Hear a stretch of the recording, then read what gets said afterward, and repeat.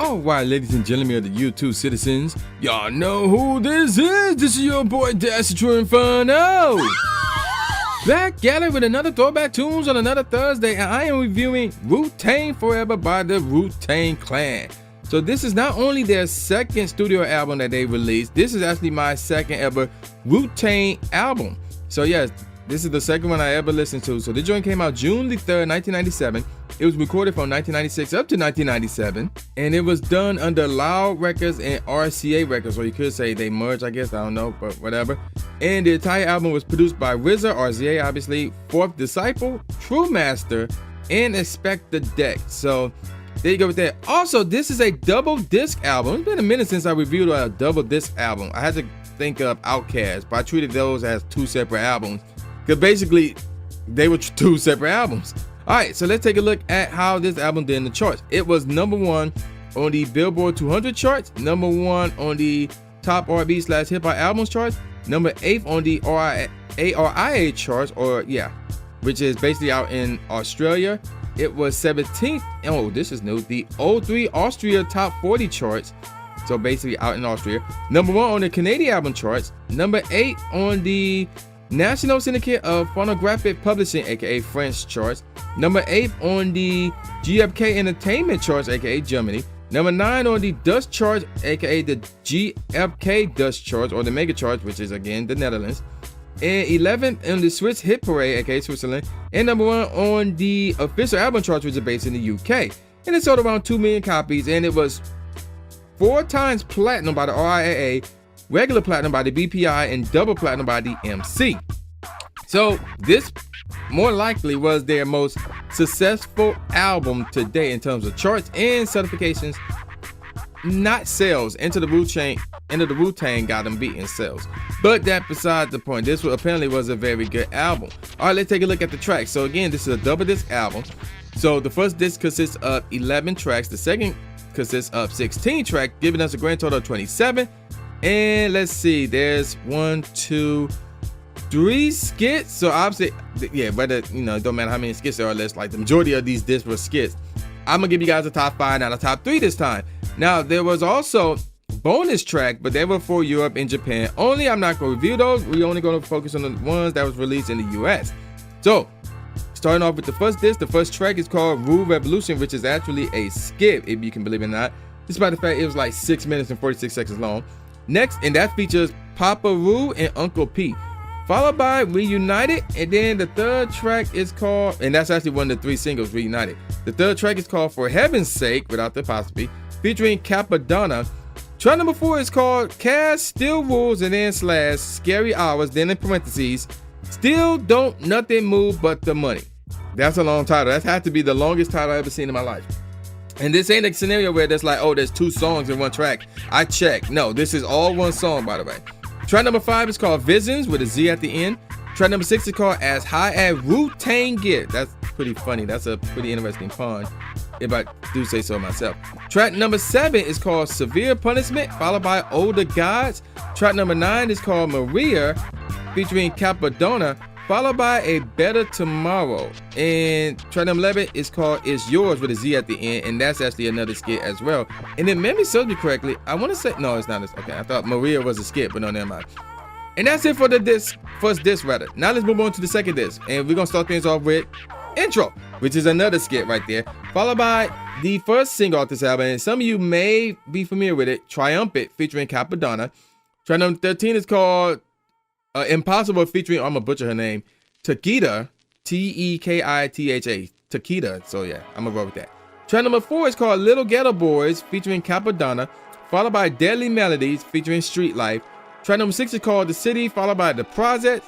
Track number 8 is called Bells of War, followed by the MGM, which is abbreviated. Track number 10 is called Dog Shit, followed by Duck Season, with the Z instead of the second S in there. Track number 12 is called Hell's Wind Stab, Hell's with a Z at the end, featuring Street Life. Track number 13 is called Heaters, with a Z at the end, featuring Capadonna. Track number 14 is called Black Shampoo, followed by Second Coming, featuring Takida. Now, that song was all Takida, so I'm not going to include that in my overall review.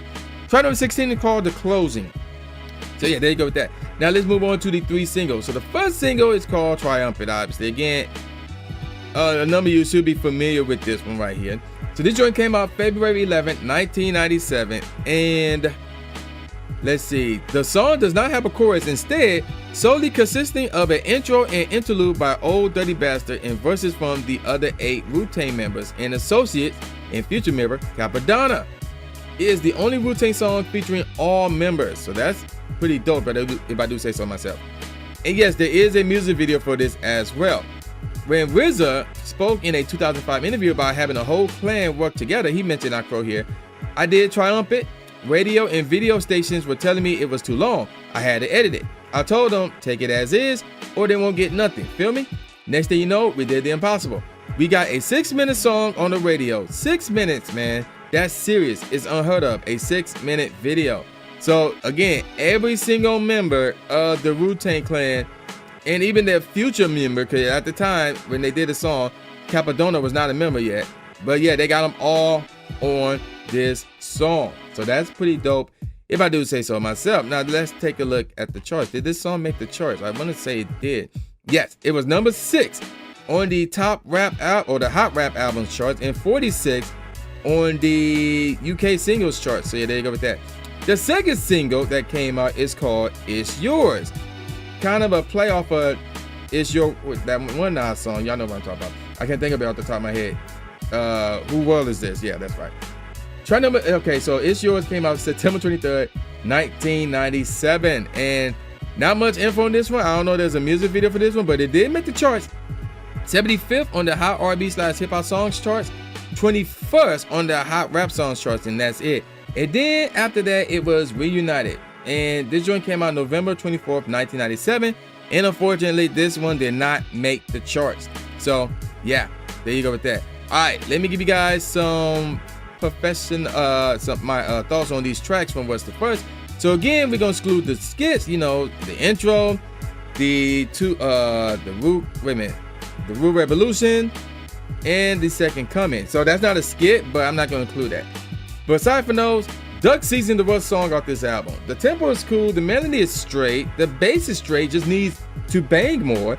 The kick is just straight as well. The snare is cool though, overall the track is just straight. Next up is Dog Shit. The tempo is cool, the melody is straight, the bass is cool, the kick is straight, the snares are cool, because there are multiple snares here. Overall, the track is cool. Next up is Reunited. Tempo is cool, melody is straight, same with the bass. Kick is cool, same with the snare. Overall, the track is cool. Next up is Severe Punishment. Tempo is really cool, melody is straight, the bass is cool, the kick is straight, the snare is cool, overall the track is cool. Next up, The Project. Tempo is cool, the melody/sample is cool, the bass is straight, needs way more of it, and it's a bit weak. Now there's no bit, it is weak, just flat out weak. The kick is cool, the snare is straight, overall the track is cool. Next up is Heaters. Tempo is cool, the melody/sample is cool, the bass is straight, needs more of it. The kick is cool, the snare is straight, overall the track is cool. Next up is Two Bells of War. The tempo is really cool, the melody is straight, the bass is straight, the kick is cool, same with the snare, overall the track is cool. And then after that we got Black Shampoo.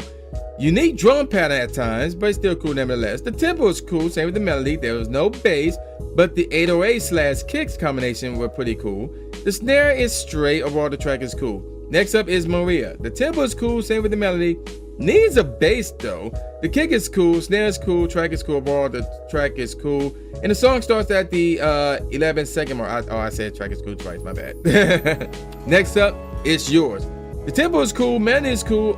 Again, no bass hurts.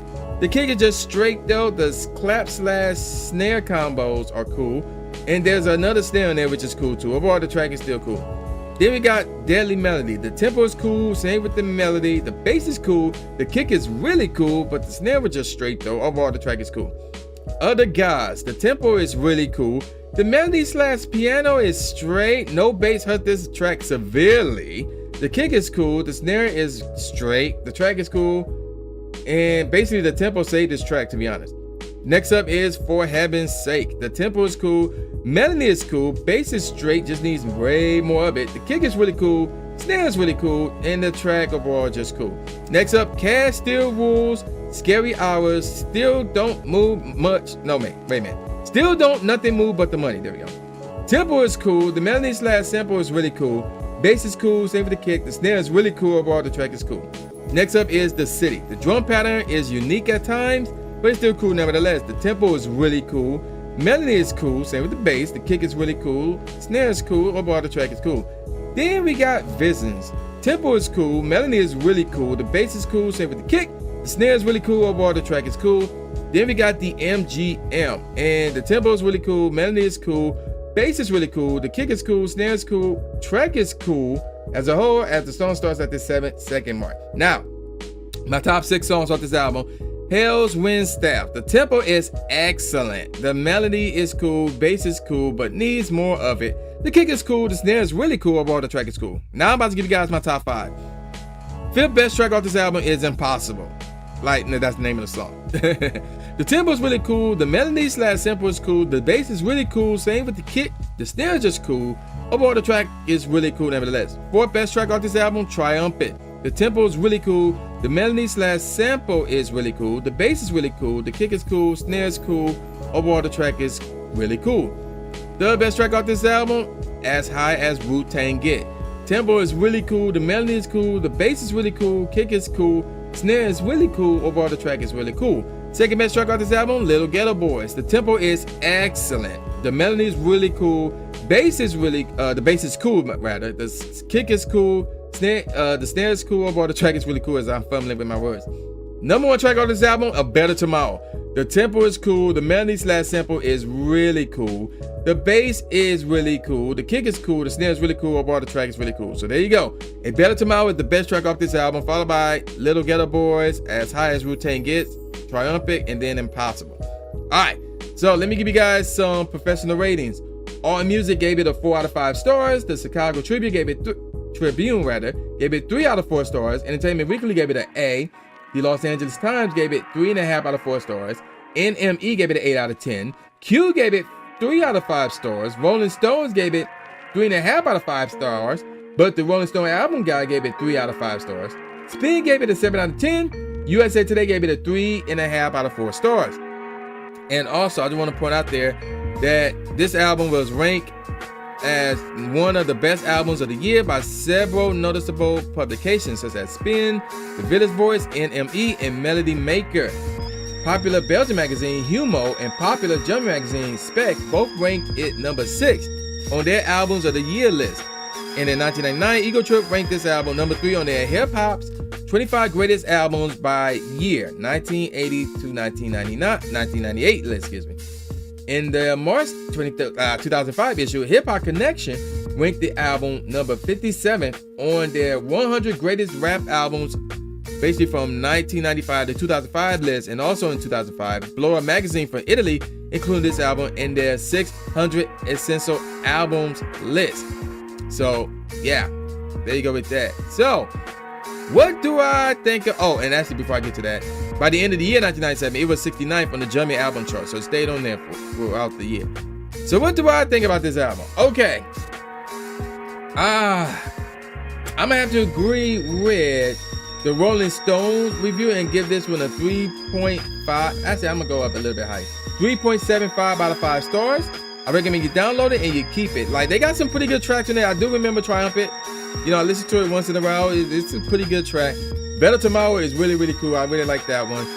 Little Ghetto Boys is really cool too. So there are some good tracks on here, but nothing here that really stands out to me that made me go, this is a definite classic. You could call this a classic, but not a definite classic, if that makes sense. So 3.75 out of 5 stars. I recommend you download it and keep it. So I'm gonna call it a wrap. So with all that said, y'all know who this is. This is boy New Jay Gatsby, aka New Stimulate Smith, saying peace out, y'all, and I'll see y'all next time. Yeah.